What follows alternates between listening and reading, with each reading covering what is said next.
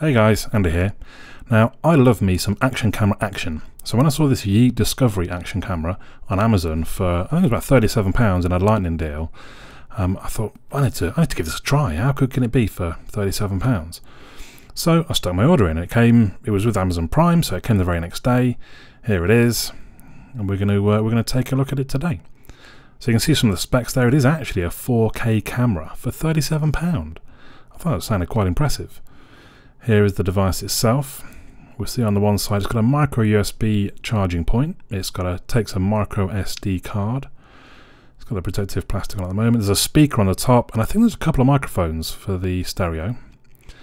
There's the battery compartment underneath, as you can see there.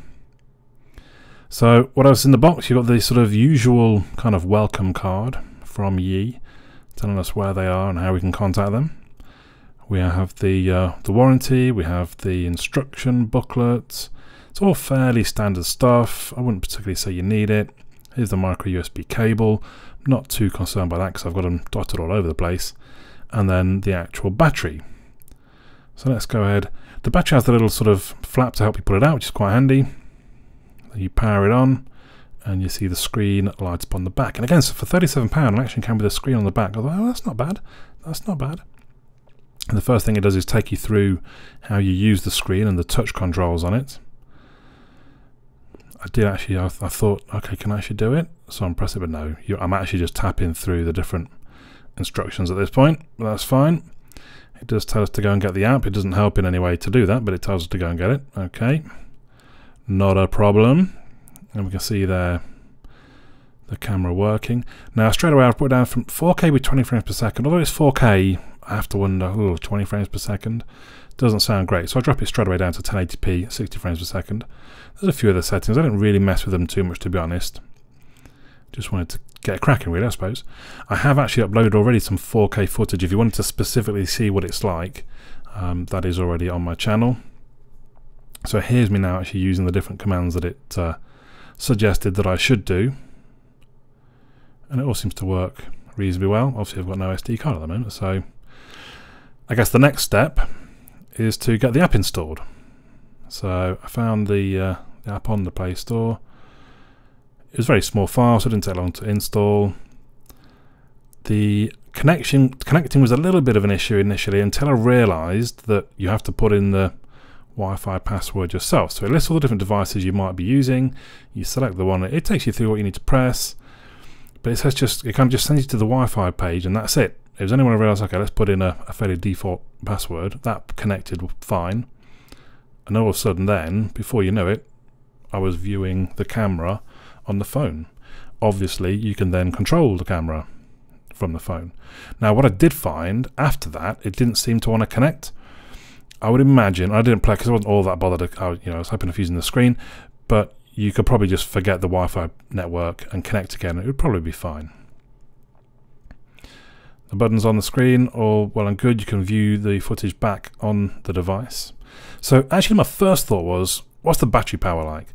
So leaving it on the 1080p at 60 frames per second, it lasted for 1 hour and 7 minutes, which I thought was pretty good actually.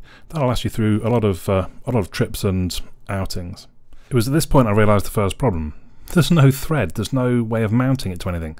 So I had to buy a separate waterproof housing. Only the waterproof because that's the only one I could find. The only one on Amazon that I could sort of trust would fit the device. But it does fit all very well. I've not actually tested the waterproofness because that's not really why I've got it, but it looks certainly looks quite a good build quality. And of course the device can be operated from within the case. Now you can clip it onto GoPro accessories, or you can take the foot out of the way and slide it onto other things, which is what I did. So the suction mount cup from my GoPro is what I used to slap it onto my helmet and also stick it to the windscreen in the car. It is upside down at this point. I've had to use video editing to flip the images back round, so just bear that one in mind. So here we are onto the actual footage from the camera. This is in 1080p 60 frames per second mode. I think there it's dealing quite well with the bright sky behind the buildings and the sort of duller, sort of regular elements down below. It's got sort of even got cloud detail up above, whilst it's still maintaining good video footage of the actual cars and the road. I would say the colours look okay. They look sort of realistic. They're not sort of overblown. You look at the green in the trees there. It looks pretty good. The red of the car is quite nice. Now here we switch to a different day where I'm driving basically into the sun. Now that is tough conditions for any camera, to be fair. So I wouldn't say it's doing too bad of a job as it kind of peeks through the trees at different points. Like I said, that's tough conditions. I think it's coping reasonably well. The colours have gone a little bit sort of yellowish, a little bit warm perhaps in some ways. It's definitely not as good an image as with the sort of more, should we say, normal conditions. You could argue that you're not going to have to deal with this very often in London. A little bit further down the road, so we're not directly into the sun, but it's still quite a bright day. And again, look at the buildings there. They look a little bit too yellow to me in some ways. So the greens are still good, but everything else is a little bit green, I think, basically. So not the best video footage, but again, it depends what you want this for. If this is going to be, well, I mean, it's a £37 action cam. It is what it is, really, in some ways. If you want to use this for filming things like your car, just in case there's an accident, then, you know, this is going to be sufficient. Now we swap now to quite dark. This is sort of 11:30 at night. In a car park at this point, so there's a bit of lighting. You see some tail lights from some cars. I think this is where we start to see kind of its weaker points. So especially around the sort of the street lights, you can see kind of a quite clear sort of grading of the black behind it. Now again, it's about what's the camera for. If you're trying to sort of almost safeguard or protect yourself against an accident, well, not against an accident, but someone claiming fraudulently against you saying it's your fault, I think the camera is going to do a fine job. You'll be able to see what's going on. You can use it as evidence to say, well, no, look what I did. I was all driving as I should, and this person drove into me, or whatever it might be. If you're looking to put together a movie of a road trip or whatever, then it's probably not the best cam. We switch here to a part where there's a very dark area, and yeah, you can't see a great amount at all there. Again, very tough conditions. How well would a GoPro cope? It would cope better than that, but again, £37 action camera.